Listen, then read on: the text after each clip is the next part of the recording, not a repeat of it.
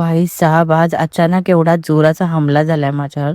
सांगते पुढे काय झालं ते. आम्हाला सकाळी सकाळी ऑर्डर होती, सो त्याची तयारी करत होतो आणि मी माझ्यासाठी मॅगी बनवलेली, कारण का असं कडक वगैरे खायचं नव्हतं.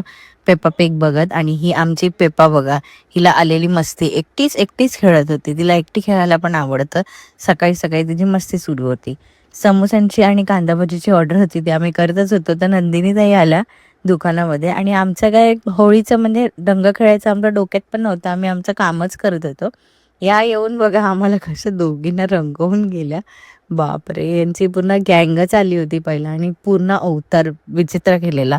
मम्मीचा चेहरा बघा, मम्मीचा. म्हणजे आम्ही एवढी होळी तर म्हणजे सांताक्रूजला असताना, मी लहान असताना खेळायची. आता तर मी खेळलीच नव्हती.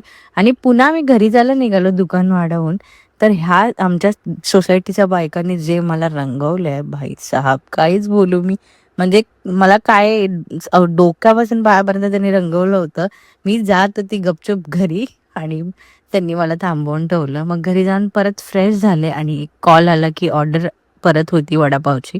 सो मग मी आणि शुभम आलो होतो ती ऑर्डर कंप्लीट करायला. होळी खेळून सगळे दमलेले असतात ना, तर मग सोपं काय, वडापाव आणि समोसा वगैरे खायचं असतं सगळ्यांना.